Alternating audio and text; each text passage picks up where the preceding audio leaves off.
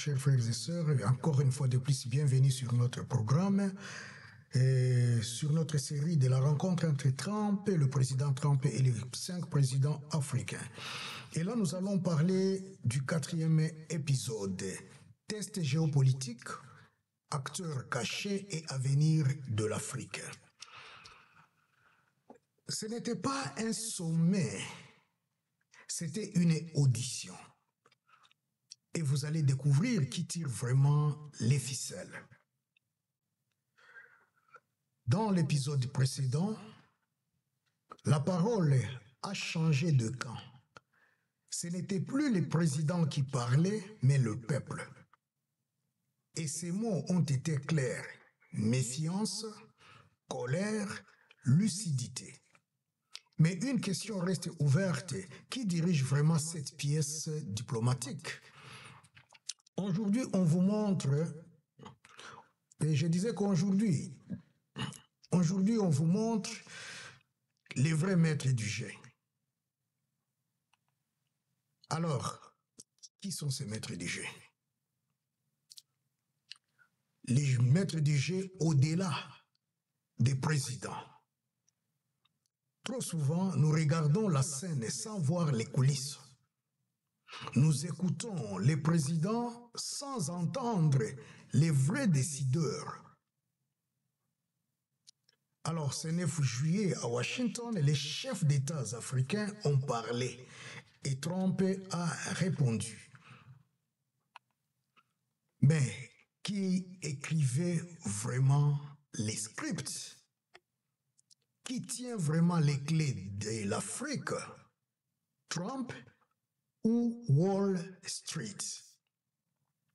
Les intérêts derrière Trump. Trump, ce jour-là, n'était pas seulement le président des États-Unis. Il était aussi la voix de Wall Street, du Pentagone et des multinationales. Quand il parle des terres rares, des minerais stratégiques, des armements, immigration, ainsi de suite, il porte les revendications d'un système beaucoup plus vaste. ExxonMobil, Chevron, Halliburton, ainsi de suite. Quand Oligui parle de pétrole gabonais à transformer localement, ExxonMobil, déjà implanté au Gabon, écoute. Quand Gazouani évoque l'uranium, etc., Erava, Orano et les géants de l'énergie rédigent leurs offres. Alors, derrière les promesses, derrière ces promesses de coopération, se cache un appétit organisé. Le Pentagone, lui, ne sourit pas quand Trump appelle à investir dans la défense. Ce n'est pas pour assurer la sécurité de l'Afrique, c'est pour vendre du matériel militaire américain. Et à terme, pour verrouiller militairement l'influence de la Chine et de la Russie en Afrique. Et si les présidents africains n'achètent pas,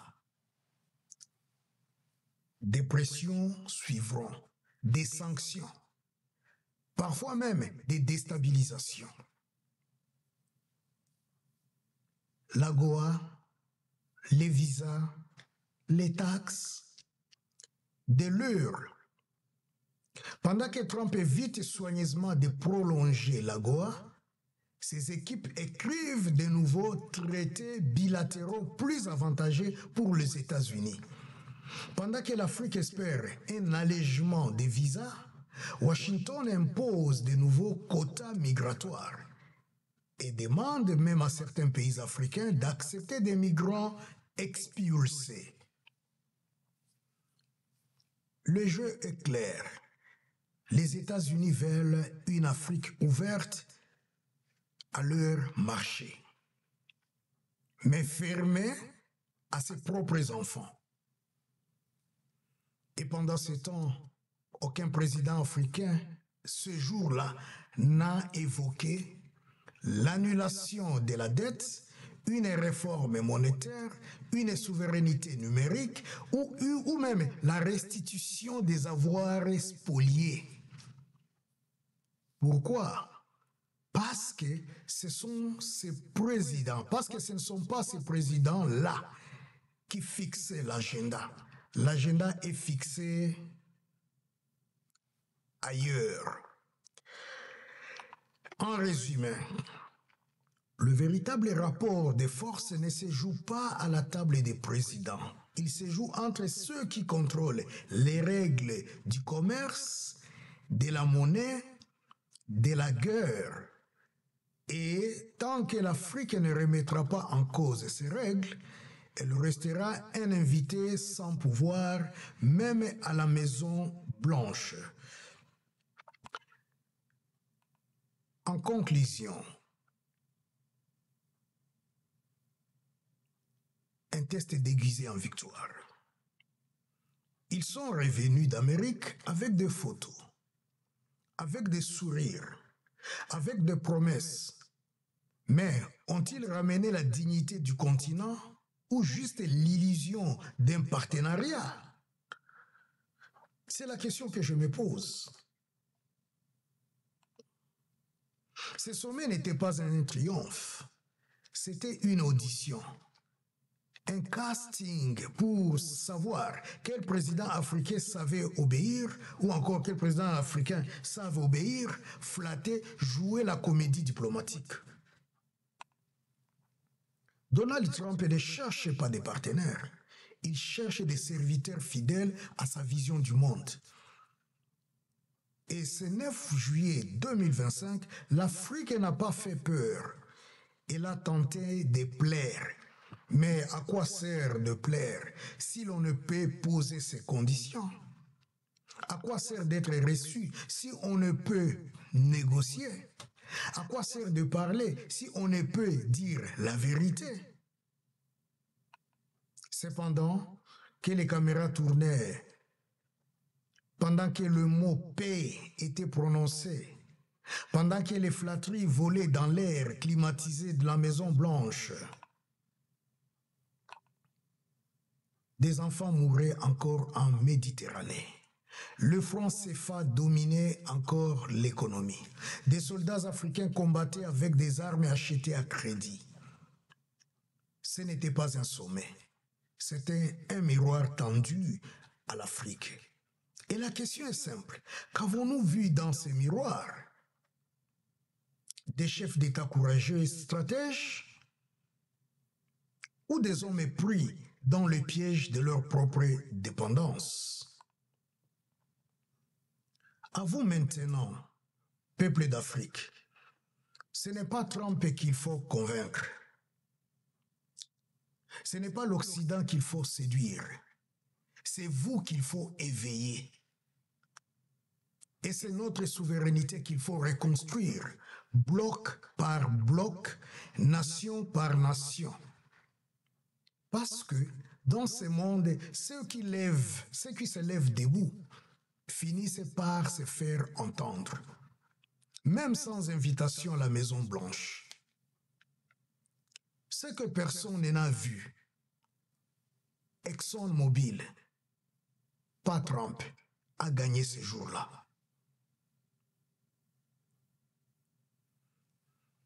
Eh bien, j'ai une question virale pour toi. Qui, ce jour-là à la Maison Blanche, a vraiment représenté l'Afrique avec dignité? Était-ce une stratégie courageuse ou une soumission diplomatique bien habillée? Répondez en commentaire et surtout partagez cette émission autour de vous. Je vais vous donner un dicton d'Afrique sans masque. Devant les grands de ce monde, celui qui ne s'incline pas apprend à régner. Et pour ceux qui lisent la Bible, je dirais peut-être Quand les hommes diront paix et sécurité, alors une ruine soudaine les surprendra. Ça, c'est 1 Thessaloniciens 5,3. Ce verset, souvent négligé, nous rappelle qu'un faux sentiment de paix peut précéder un effondrement. Alors, restons vigilants. Mini-bloc, si tu veux bien, à retenir. Les vrais maîtres du jet. Derrière les sommets, voici les véritables acteurs de l'agenda caché.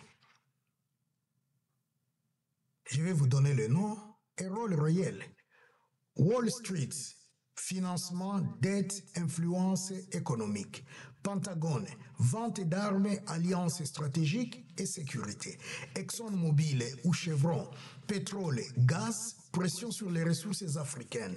Think tanks américains, c'est-à-dire formatage idéologique, soft power, lobby des visas, contrôle migratoire, chantage diplomatique. GAFAM, capture des données africaines, souveraineté numérique piégée. Et aucun chef d'État africain n'a évoqué ces sujets le 9 juillet.